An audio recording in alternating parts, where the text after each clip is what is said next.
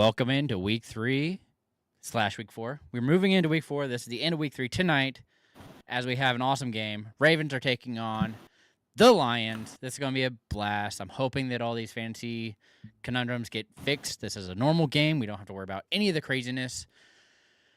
I am Jason Draven, here with Mike to help you set your waiver report. No, pick up your waiver wire options. I don't know. We're going to do something. Mike, how are you doing? Yeah, doing all right. I was just kind of thinking about just all the terrible performances over the first 3 weeks of guys drafted in the first 2-3 rounds of the fantasy drafts, and it's really bad. Really, really bad. There's some gems out there, but man, there's some guys that's like, and we're at that point, once you get to 3 weeks, it's like, what do I do with Brian Thomas Jr.? What do I do with, some of these other guys, Drake London and stuff like that are not performing well. It's tough. It's tough to bench them. Tough to start them. Yeah, it's absolutely just brutal, and so even trying to figure it out has been tough. And on top of that, now we have all these horrible injuries, which aren't helping anybody. Nobody likes it. We're all in trouble, and so with that in mind, it's just like, where do we go? So, good news though. Looks like Brock Purdy is going to be back at practice Wednesday. We'll see. Absolutely just brutal. But it'll be fine. I'm hoping it'll be fine. Because that looked horrible. It was not what I was expecting at all from that team, and so. That was bad. I mean, the Bengals performance without Burrow, that was that was just terrible. That game was just like, what is going on? Even Burrow couldn't save him in that game. It was just like fumble after fumble. But yeah, hopefully Purdy comes back and some of these other guys. So Jaden Daniels, all them. Yeah, I'm less positive on Daniels, but we'll see how it goes. All right. Anyway, we briefly touched on it, so we'll start with quarterbacks. And I'm actually going with the person I was most excited to see. Carson Wentz looks pretty good. He's widely available, 2.1% rostered. He is the backup for J.J. McCarthy, who I'm pretty sure officially put on IR. So with that in mind, it's a lot easier for us to believe in him. And he looked really good in that debut with the Vikings. Only downside, he is playing in Dublin this week. So he does have that long travel. The good news, though, he plays the Steelers, who have pretty much allowed quarterbacks to do whatever they wanted. So in an opportunity where they also, today, found out Addison and Demarcus Robinson are both ending their suspension, so they both should be available. I would guess that Addison is going to be more ready than Robinson, according to the slight news reports that we got out of the San Francisco 49ers camp. And then outside of him, I also like Matthew Stafford, who has also just been an incredible play. Constantly putting up good numbers. I've been really impressed. He's going to be very consistent for you, but he's also a little more difficult. 31.4% rostered. He gets the Colts. Also been a pretty tough opponent. It's been really impressive just seeing how well Daniel Jones has been doing with that team.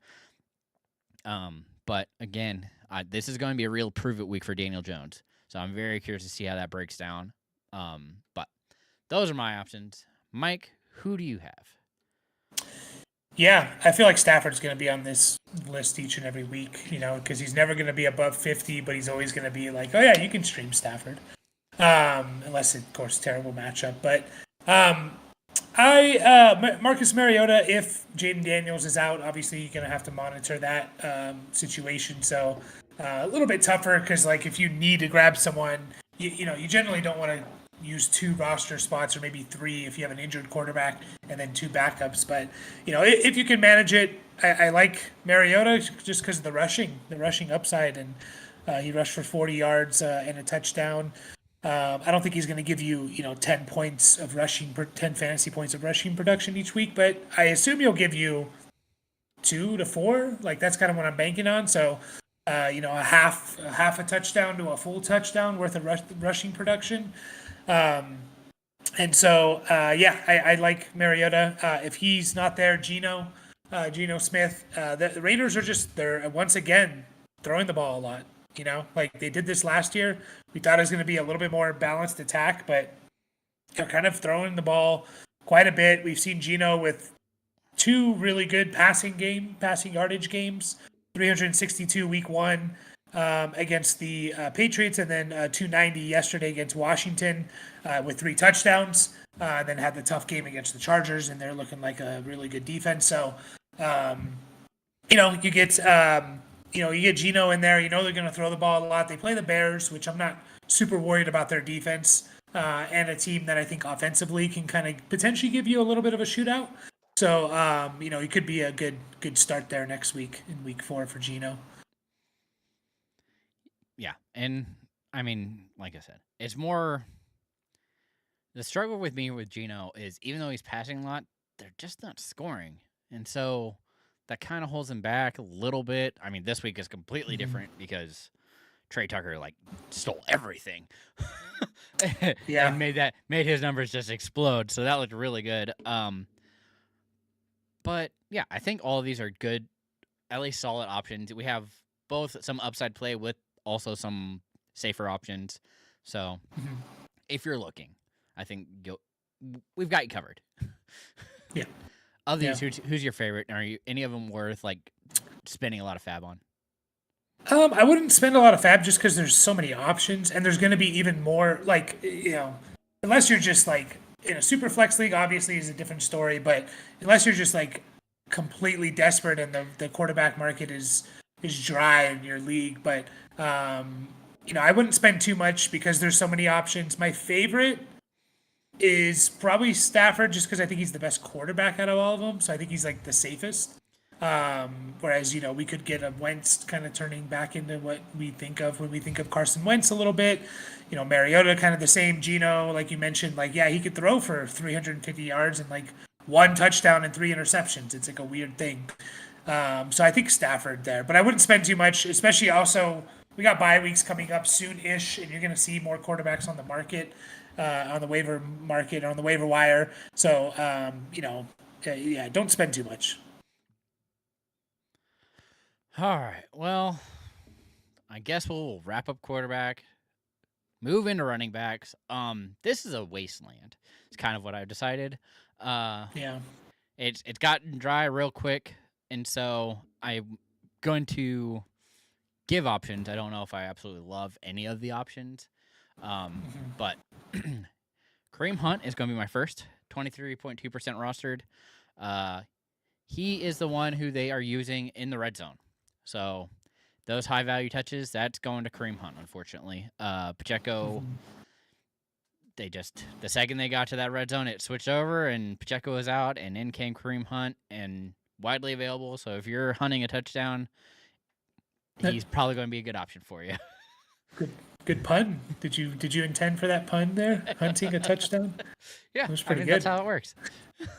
I mean, yeah, it's been crazy. I understand it's the maturity, the veteran. He's going to come back. He's not going to mess it up. He's going to hit the hole. Sure. I honestly didn't think he made it in at first, but he just kept turning his legs and made it through. And I was like, okay, that's why they have him in. It's because he's just going to keep turning and find the end zone. Yep. And then I'm going to bring this up because I want your take on it as well. The Washington Commander backfield. It's a mess. It's an absolute mess. Because it looked like the high quality touches were between McNichols and Rodriguez, and then JCM Bill, as everybody has so decidedly chosen his nickname, like self-proclaimed Bill, but is clearly the one who has the most talent, but it's just a mess. Without Eckler there, I don't know who I'm going with. Yeah. I mean, it's a mess. McNichols obviously had the big game because he had the long 50-yard touchdown run, but he had four carries. He had 4 carries. It's just an absolute mess. I would almost avoid. I would roster Bill, JCM, Corey Krosky-Merritt. I'd roster him as a bench guy. I think I'm avoiding the other 2 guys. Yeah, it's literally 23 snaps, for Krosky Merritt alone on the field, 19 for Rodriguez, 12 for McNichols. Early downs is kind of split between Bill and Rodriguez, and then McNichols is getting the 2-minute and the third down. So like, you either have to dominate the goal line in early downs or dominate third downs and 2-minute drill to be fantasy relevant. And we don't really have one that's doing it except for McNichols. But yeah, I'm just avoiding. I don't think I'm picking up Rodriguez or McNichols. I'll keep Bill on the bench, but yeah, it's a complete mess. Yeah, really I really want to touch on it because this was also a very unique week. Because they got up quickly and they were kind of able to just kind of run it with whoever. And so I'm also curious to see how that actually ends up breaking down when it's a game that is actually on the line or something. Who gets those touches, if that's any kind of a change too. So, but there is a possibility that with Jaden Daniels coming back, that he won't be 100% healthy and he might run a little bit less. I mean, Mariota ran it 6 times, so maybe we see a little bit more going to the running backs. But yeah, I think it's kind of a mess right now to avoid. Evening, Polo. Yeah. But so just talking about Hunt and of the two, I think I would go with Rodriguez because I think he was one who played enough snaps, kind of seemed to be the lead back outside of JCM, who, I mean, that could just be a quarter breakdown thing. So I'm very curious to see how that works out. But who are the running backs you're looking at?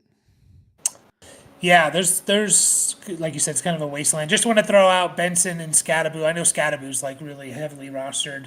Benson is closer to that 50% mark, so obviously those are like maybe the number 1, number 2, however you want to order those two guys, the top 2 waiver wire pickups of the week if they're out there. So just want to throw them out there just in case. You don't need us to tell you that though. Woody Marks is an interesting one. He's a rookie running back, 4th round pick that the Texans seem to like. I mean, they traded a decent amount to go up and get him. So like they obviously liked him. He's getting more involved. He's gone from 11% snap share, 26.5 to 47.6. So we're seeing the progression to, we should use this guy a little bit more. He only had 7 touches. He's kind of more of a receiving back in college. So we'll see if he kind of gets more touches. But like this team just needs something, another weapon on this. There's just nothing happening for the Texans. It's Nico Collins and Stroud trying to get the ball to him as much as he can behind a terrible offensive line, and like maybe some dump offs in the run game. And you have Nick Chubb there who's going to give you that grinded out early down stuff. But Woody Marks is going to get some touches. If he looks good with those touches, I assume they're going to give him an expanded role. That's kind of how these things work. It's like, all right, here's your role. We'll give you your 8-ish touches, 8 to 10 touches a game. Oh, you're averaging 4.5, 5 yards per carry. We'll give you some more carries and stuff. And so I think he's an interesting one to potentially hold on to here. Blake Corum is becoming a little bit more than just a handcuff. He's getting some usage. He's looking good. While running the ball, he 8 for 53 against the Eagles, 5 for 54 and a touchdown against the Titans. So really hard to rely on it because you don't know if you're going to even get double-digit touches. But he's looking good, and he's a high-end handcuff. There's a lot of these handcuffs that you want to be rostering, like a Scadaboo, like Benson, because the guy gets hurt, you hit gold. Kendre Miller is another guy. So just wanted to, particularly, point him out and highlight him just because I think he's getting a little bit more usage and he's looking good while doing it. Yeah, I mean, of course, it's at that point already that you're wanting to make sure you have any handcuff that's available to you for your running backs, unfortunately. So of them, I really do like Woody Marks. His slow increase in snaps have made me more interested in him. The issue with that team is always going to be, can they actually spend time running the ball? Because they are so far behind usually that they just have to chuck it. So bad. Yeah. They're like not fun to watch. Like them and Jacksonville, and they happen to play each other. It's just like, man, this is gross. Like, this is really gross, So it's unfortunate, because what Stroud was his rookie year. Yeah. So, all right. Well, got through running backs.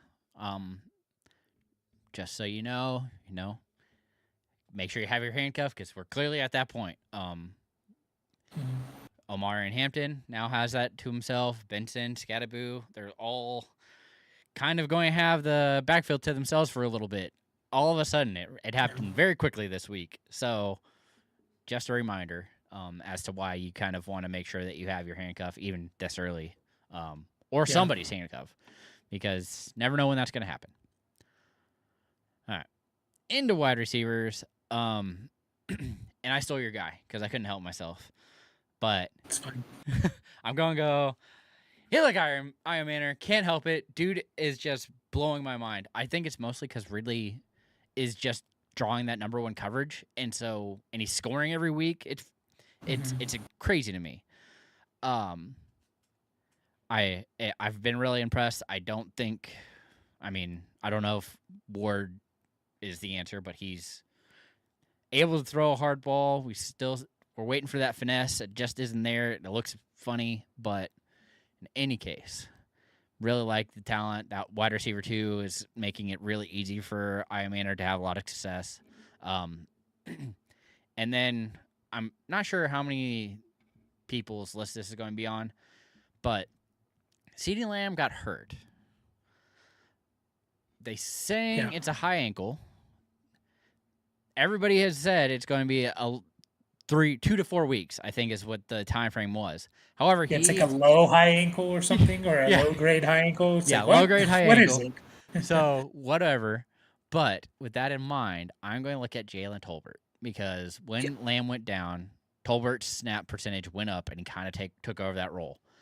Don't get me wrong, George Pickens is definitely clearly the one you really want, but Tolbert is widely available. This team is going to have to throw because they have no defense. And the struggle is there for them. They're going to have to move the ball. Clearly Ferguson, clearly Pickens are ahead of your pickups, but this is the guy that I think will be the benefactor if Lamb is at all hindered moving forward. And then I would highlight also like a little bit deeper league, just in case you miss out on Tolbert because everyone's going to be going for him. Kevontae Turpin as well is a player that's going to play a little bit more. He's a fun player. You know, he has his role in the offense. Maybe we see get kicking any kind of return yards. You definitely want him on your team too. Oh my God, yeah, I have a league like that, and he's just like a monster. But, you know, we saw him play 66% of the offensive snaps, you know, mostly due to Lamb getting hurt pretty early on. And, you know, he's going to be good for potentially a big play. He's going to get a couple rushes as well, most likely. So, you know, another guy that could see in a deeper league an expanded role. Yeah. And so you brought up the deep league. So I'm going to put out a name to watch because it was a very quiet signing of Isaiah Bond to the Cleveland Browns. Now, don't get me wrong. This team is not the answer, but his snaps have gone up week over week. He is starting to understand the game at the NFL level. He is a super talent. So it's very much just a wait and see. Deep leagues, you might want to potentially throw him on a taxi or a roster and just kind of watch if you can. I'm very curious to see how throughout this season Bond kind of, and we've seen Judy and Tolbert both kind of struggle, and Bond's been that third wide receiver coming in. Don't get me wrong, they have a lot of passing options, so I'm not too worried about it, but it's very interesting to see so quickly how many snaps he's started to accumulate throughout the season. So those are my options. Yeah, and he was a pretty high prospect, kind of like, you know, the previous college year. People had mixed feelings about him, but, you know, very, you know, supposed to have some speed. He didn't run as fast as we thought, but, like, you know, there's something there, kind of like uber talent. Yeah, exactly. So I don't mind that either. I'm going to start off with Trey Tucker. I mean, it's hard to ignore a guy who just put up, you know, 8 for 145 and what's that? 40.1 fantasy points. Yeah. It's you know, incredibly hard to ignore that. And by the way, 3 games this year, 2 of 3 have been good. You know, one of them 2 catches for 54 yards and a touchdown. Obviously, yesterday 8 for 145 and 3 touchdowns. He gets a rush attempt, potentially a game, so that can add, another 10 yards or so. And the thing where it's kind of not a fluke potentially is I think it's a little bit of a fluke. I don't think he's going to be getting 9 targets, but last 2 weeks, 17 targets. So he didn't really cash in on it in week 2, but he had 8 targets. But he plays. He's playing 92% of the snaps to start the year. So this is not a fluke in the sense of like, oh, I can't rely on it. The guy's going to be out there all the time, and he's going to get these opportunities. He's going to get a deep shot once a game, twice a game, and he could cash in on it, right? No, those guys are always notoriously, frustrating to rely on. But if he starts getting, instead of getting that one deep target and maybe a couple other targets, he starts getting 5 or 6 targets a game plus that deep target, then you're looking at something. So I think he definitely needs to be rostered, and especially if you play in any type of best ball leagues, like he's just gold, because you don't have to worry about when to start him. Yeah, he's going to be playing a lot, and then it also is just crazy how, I mean, he's pretty much out there every snap, and so it's not just one spot or another. He's there, and so they're going to have to every now and then stretch the field, and he's kind of that guy. He's out wide. He's the one stretching the field, and has done well with it. Thought it was going to be Thornton, but that's clearly not the case. It seems to be Tucker's job. So yeah, good luck getting away from him. Yep. Also, Luther Burden, had the long touchdown pass. It was on a flea flicker, so it's like a little fluky, so to speak. But like, he is also a rookie, talented player who's taken the typical rookie situation where they're behind a veteran professional receiver and like Olamide Zaccheaus, who does all the little things right, but they're not special. He's not special like Burden can be for this team, and he will get more playing time if he continues to produce like what he did yesterday. So he's more of a long-term guy, but I wouldn't mind going out and grabbing him, and stashing him if I have that luxury of it's more of a stash than I need someone for this week. So and then Torrey Horton is another player who is playing quite a lot for Seattle. He's another rookie, kind of a theme here. But he's another rookie who's playing a decent amount. I think he hit 50% yesterday in yesterday's game, but he had a punt return for a touchdown. He scored, a longer touchdown in that game too. He's back-to-back weeks with touchdowns. So if he continues to produce, he's going to get some playing time as well. So he looks good. Maybe they keep him in this role, but he's another guy that I don't mind in deeper leagues. I didn't write this last player down because I don't want to talk about Parker Washington. But you kind of have to, because you do have to. I mean, 16 targets in the last 2 weeks, 11 yesterday. It just frustrates me. It's like you have Brian Thomas Jr. and Travis Hunter and Parker Washington and like Brenton Strange are getting all these targets. It's like, what are we doing here? But maybe go out and grab him if Trevor Lawrence is going to continue to throw to him like he has the last 2 weeks. Yeah, I mean, and it's definitely, again, if you weren't going to bring it up, I was. If we're just throwing out names, Alec Pierce is in concussion protocol, which kind of makes me believe in Adonai Mitchell a little bit. If you're looking for a 1 week kind of deal, I could see that being a thing. And then with Mike Evans being sidelined, Sterling Shepard is another name to kind of watch, because it was kind of him and Ibuka as the 1-2 of who's playing. Tez Johnson was the one who also kind of stepped up, but Shepard was the one who saw more of the targets actually going his way. So I'm very curious to see how that actually ends up. But just, again, we're throwing names out there because they're people that kind of know. Because, there's injuries going on. Injury bugs biting everybody, it seems like. And so. And Godwin should be back, but he might be limited. He might not be back, too. So, there's some targets to be had in Tampa Bay this week, for sure. All right. We'll We'll get out of that. We'll be done with wide receivers. I think of the wide receivers, we're both going Aya Manor, right, as the one we want the most. He's a top 36 player, and he's a rookie. Like, you don't see that very often, like this late into the season. Well, he's also on a really bad team. I'm still super iffy on it, but the fact that he is just catching enough and being a consistent play week in, week out, like you said, a top 30 wide receiver, 36? Yeah, so 36, I believe, yeah. So that's crazy. But, all right, we'll move into everybody's favorite position as, yet again, I ended up hurting one of my favorite players, Jatavian Sanders. Looks like he's going to be out for a little bit. Yeah. And so, we'll move into the guy that I'm still not 100% sold on, but he's done well enough. Britton Strange, 25% rostered, still widely available. This team is going to constantly have to throw.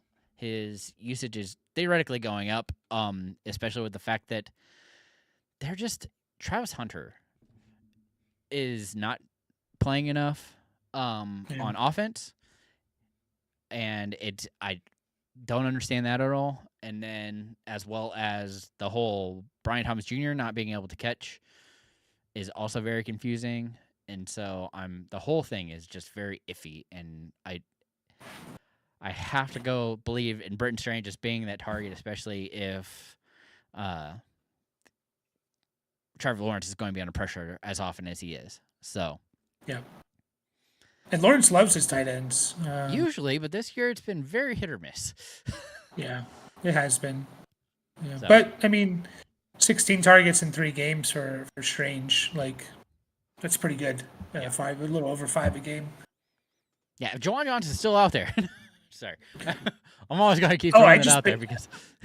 Yeah, I picked him up Sunday morning. Like, one team I just kind of stopped. I don't know why I wasn't paying attention. And I was like, oh, I'm starting Colston Loveland. Like, what? And then I looked on the waiver wire. I was like, Juwan Johnson still there. I mean, I think it says his roster percentage is 29. What is it? 29.3 according to Fantasy Pros. Like, yeah, that's crazy. I think it's really being brought down by ESPN.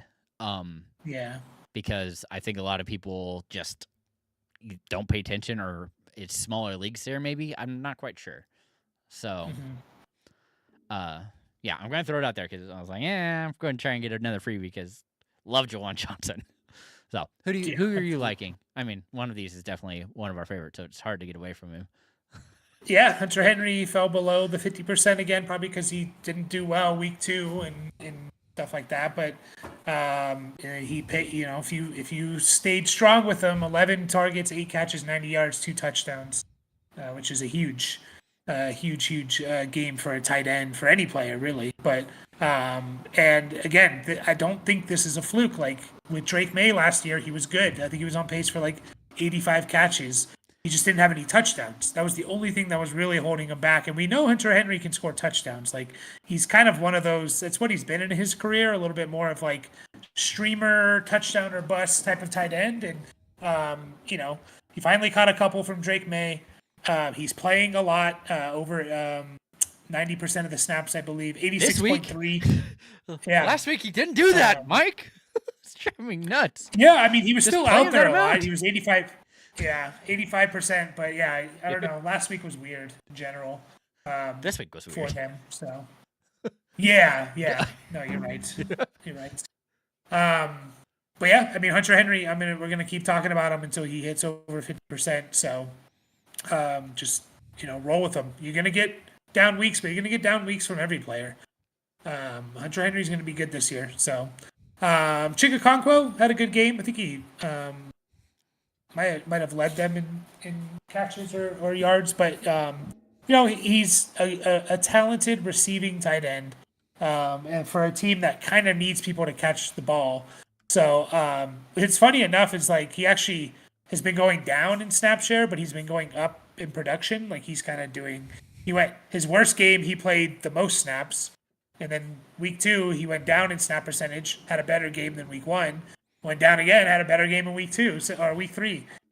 So kind of a weird anomaly there, but he's a talented receiver. So maybe for other leagues where, more savvy leagues where Hunter Henry and Juwan Johnson, Brenton Strange even are rostered, you can go out and grab maybe Chigakonkwo.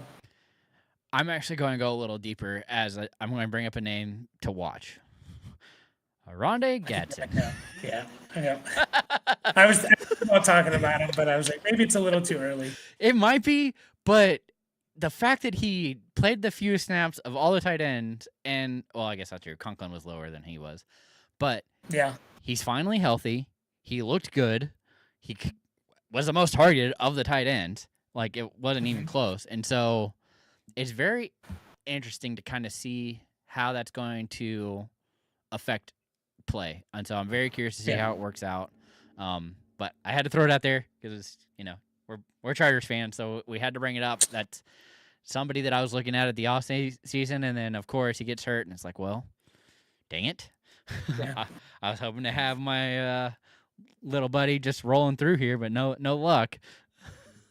Well, I was totally on Tyler Conklin this year. Like Conklin's going to be good.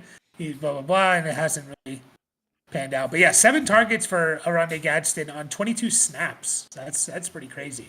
He was targeted pretty heavily. Yeah. There, a pretty good percentage of when he was playing, he was out there. All right. Mm-hmm.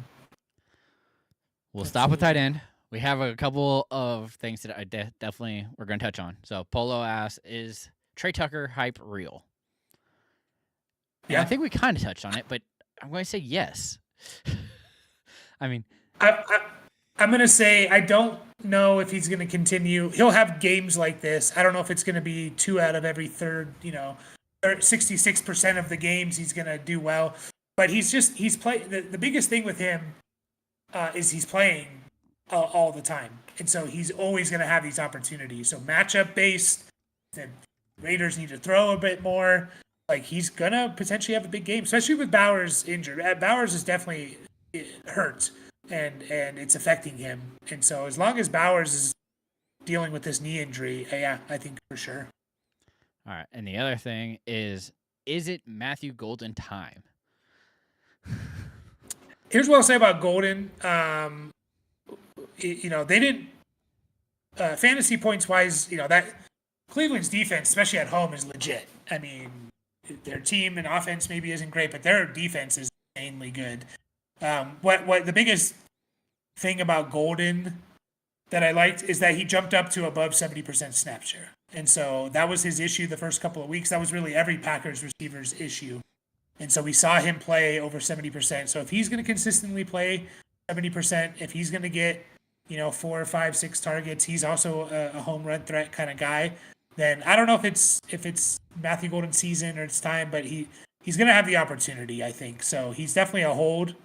Don't start maybe till we see something, but he's definitely a hold at this point. Where are you at with Golden?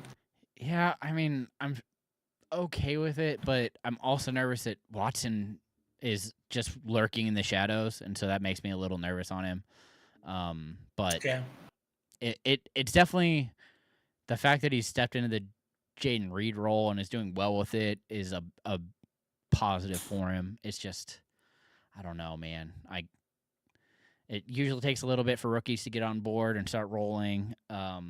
Usually needs opportunities, and Golden's getting it, but this team, I mean, have been able to win with their defense. If they actually have to throw, I'd be very curious to see how it works out. Also, how much is that just on the fact that Kraft is also beat up, and so he wasn't getting the targets that he normally gets either. And so I'm still very iffy on that one. Yeah, I mean, sounds like we kind of agree in that. Like he's definitely someone you need to hold and have on your bench. Not drop him at least for another week or two. But I'm not starting him until really I see something, which, always kind of sucks because it's points on your bench. But you got to see something before you start, unless you're just like really, really desperate. So, but it was kind of a positive in that he was playing more, which is great. Yeah. All right. Well, moving to defenses, and my stream of the week is New England Patriots. It looked like they were going to be healthy this past week. It looked like Christian Gonzalez was going to make the start. It didn't happen, but the fact that he was that close, I think he's back this week. And this week they get the Panthers, who just had a big ego boost somehow and just stomped the Falcons, which I just don't see happening again this week. Patriots actually have a really good defense when they're all healthy. So I am going to roll out the New England Patriots this week, who are only 14% rostered. So widely available for you guys. Yeah, I do need a shout out, Steve. Texans are playing the Titans, so Titans are our team to target. They are over the 50%, but not by much. 57.7, I believe I saw, 57.5. So, out there in about half your leagues potentially. Chargers. I mean, Chargers are probably going to get picked up quite a lot. This defense is legit. Like, it's pretty insane. Even as a Chargers fan, and just trying to stay level-headed and stuff, and not be biased at all. This defense, I don't know if I've ever seen defensive, it's been a while since I've seen defensive backs just they give you no separation whatsoever. And I mean, they were getting beat by Sutton. Sutton was beating them down a little bit, and I was a little frustrated because I was like, what is going on? Yeah. Well, Sutton had that towards the end. Yeah, and he had that big kind of busted play, and that's always going to happen. So I forget how long that was, but Sutton had 6 for 118 and a touchdown, right? So however long that busted play was for Sutton, which was 52 yards. So they did a pretty good job on him. 5 for 50 on Sutton, you'll take that. Yeah. Because he's a talented player. And so, yeah, that busted play obviously hurt a little bit, but I mean, you just look at what they've been doing. If they didn't give up that busted play, that's 13 points that they held the Broncos to. Of course, the Broncos, maybe they scored on that same drive. But anyway, so they held the Raiders to 9, the Chiefs to 21, the Broncos to 20. I think this defense is legit. And so I would mind, I'd pick them up and maybe start them, rest of season for the most part. I don't know. They get the Giants this week, Commanders, Dolphins, Colts.